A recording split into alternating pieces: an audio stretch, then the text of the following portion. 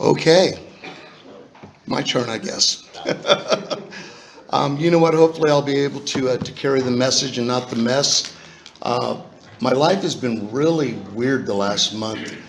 A lot of things that I would like to see. I've been given a lot of opportunity for growth. That's like a nicer way of putting it. You know, I lost two friends back to back, 4 days apart, and both of their stories are important. The one guy I met, I moved up here from Carlsbad, and he was the first guy I met. We were both 16, and we both got in the program 1990, 1991, and he stayed clean. I bounced a few times, but he stayed sober. Um, but Tim was always one of those guys where his sobriety didn't involve much. He didn't sponsor people. He wasn't of any aspect of service. He was also one of those guys that would keep prodding you, and trying to bust your balls to mess with you. And after a while, I remember getting real tired of that. Loved the dude, but I just couldn't understand why that was what he had to do to find some happiness. Excuse me. Well, I started seeing him about 5 years ago again, and he was getting skinnier and skinnier and skinnier. The top part of his arm was about the size of my wrist the last time I saw him. And I asked his girlfriend, I said, "What's going on?" I go, "Is he getting loaded?" And she said, "No, that much I know." And I go, "Well, then what's up?" Well, the guy hated doctors. He had no program to be able to draw from, no tools in the toolbox. So he finally did the tuna one night at her house, went to the hospital, and he had three different kinds of infections. One was really bad. He had untreated diabetes, and the guy was just a mess. And I heard recently, well, he passed away, it was one of the two, and I heard that he hadn't drank, but what the deal is he was the epitome of a dry drunk. There was nothing about him, no joy, no happiness, no change in his behavior, no spiritual or emotional sobriety.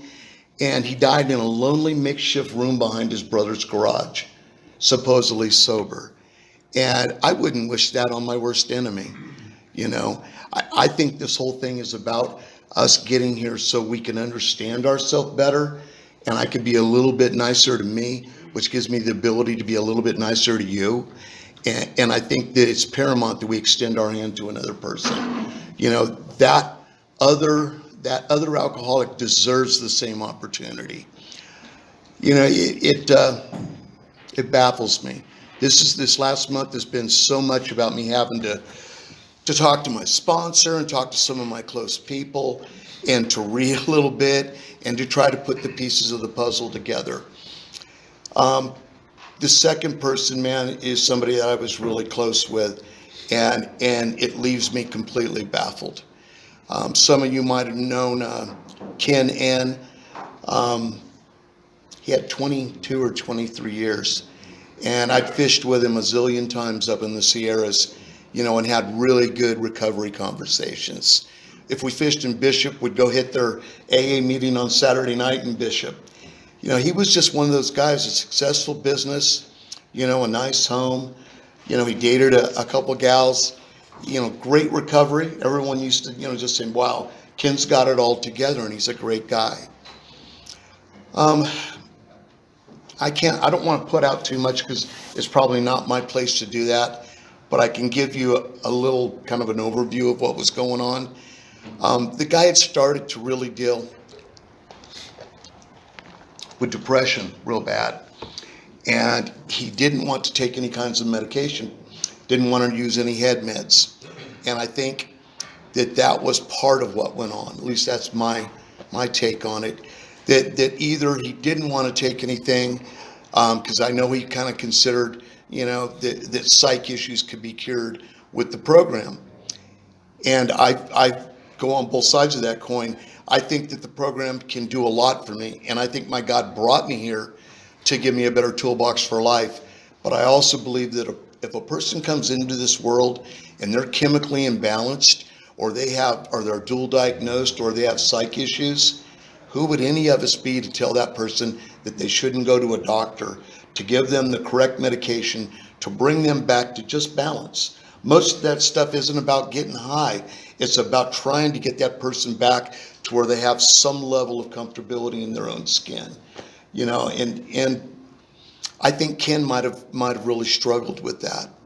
And I don't know if it was maybe that he had started something and it didn't work well for him, or that he just absolutely refused to do it.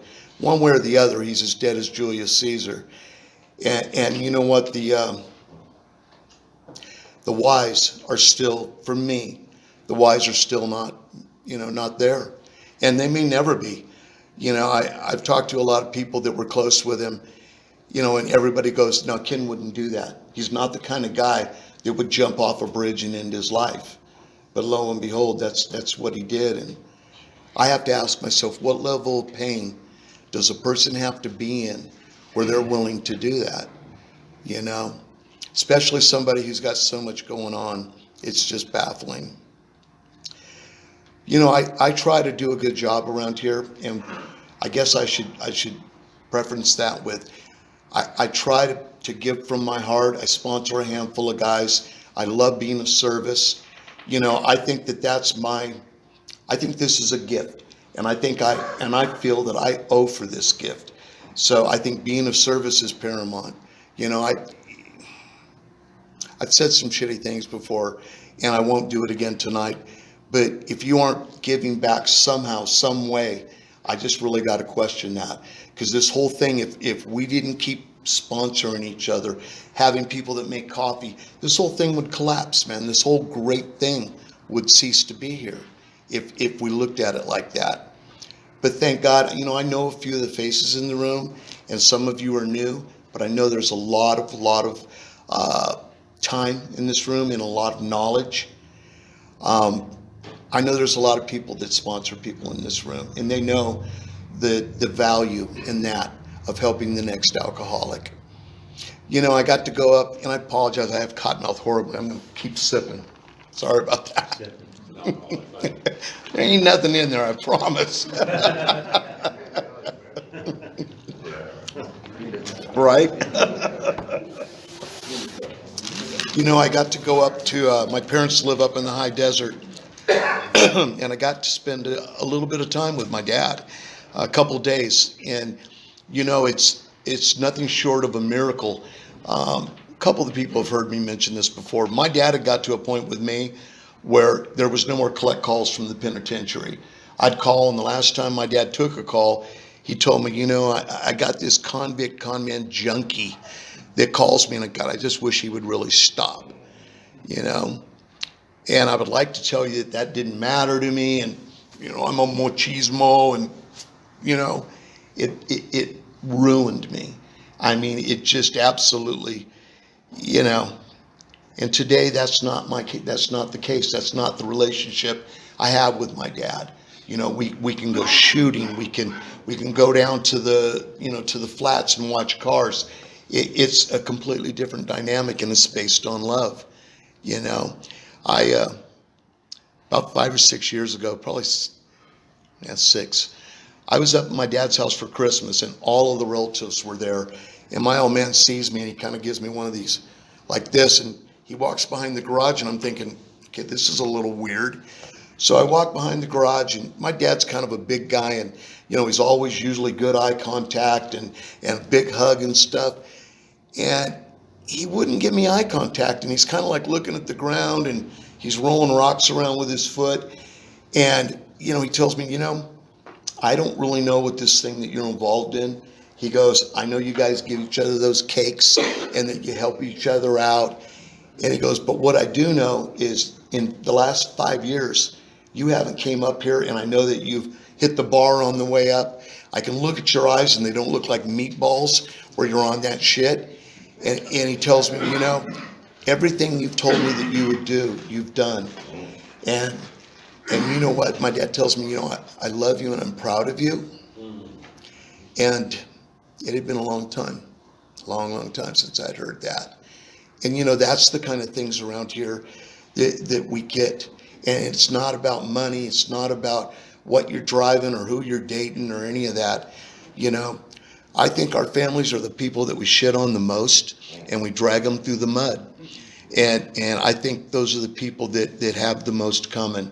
You know, I take care of my mom now, and I do a little consulting on the side, and I do some things to, you know, and I have some money stuck away. And it's put me in the ability to be there for my mom. And I've made her a promise that any way possible, I'd keep her in her home till she dies, you know, and not in a hospital or an old folks home. Is that how much time I got left? Is that how long I've been speaking? Yeah, you're good. Good for another 5 or so? You're good. Okay, cool. I don't want to get lying up here. Right? My mom used to follow me from room to room and make sure I wasn't putting stuff in my pockets. You know, and these days I manage her assets, you know, her investments. She has a condo and owns the one next door to it. I mean, she trusts me to that level. And it just, I've earned that though. Same way with my old man. There's nothing that I could have said, you know, or done that would have gave them any more, helped them come to that conclusion any sooner than they did. It's about show me, don't tell me. I try to keep my life simple and as drama free as I can. And, you know, without meetings and without you guys, without the steps, I'd be a mess. There's nothing good in my life when I'm using. And I'm one of those drunks, man, that, you know, it's funny. At Impact, they used to send me to AA. And I used to tell them, I'm a junkie. Why are you people doing this? You know, send me to the right meetings. Well, about the 5th or 6th meeting, I'm listening, I'm going, okay, wow. Every fight I got into almost, drunk. Every car I wrecked, drunk. Every shitty thing I said to my girlfriend, it wasn't when I was loaded, it was when I was drunk. And I had to sit there and embrace it. I was a violent, nasty drunk. And I had to own that. By me doing that, it gave me the opportunity to work on the whole package, you know, on everything about me. And all my shortcomings and all my character defects. You know, I try not to character assassinate people. That's a tough one. But I'm still guilty of that. I'll see some guy and go, man, what's that lame doing driving that car? Well, has he got a fine old lady like that? And I have to question, well, why am I thinking like that, right? And is that my ego? Is that my uncomfortability? I don't really know what that is, but I know that I need to keep it in check. And I feel a lot better about myself when I do keep it in check. You know, I vacillated on touching on something tonight, but I'm going to go ahead and touch on it. But I think I can do it without it being ugly or he said, she said kind of stuff. Recently, I was at a meeting and there was some conversation over addicts, people identifying as an addict at an AA meeting, or people sharing and they're an addict at an AA meeting. And I've been through the big book enough and also the basic text for the other fellowship. And in both cases, every one of them say that the newcomer is the most important meeting and most important person in the meeting.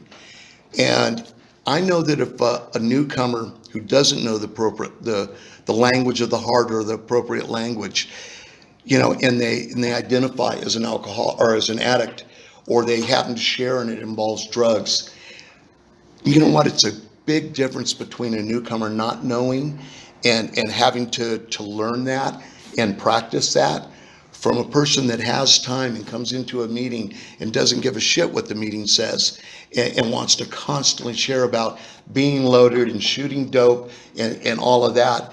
I mean, I have respect for both fellowships and I try to identify as such. But I have friends on both sides of the aisle. So, but I know that we can't ostracize or alienate new people. That's one thing I absolutely know.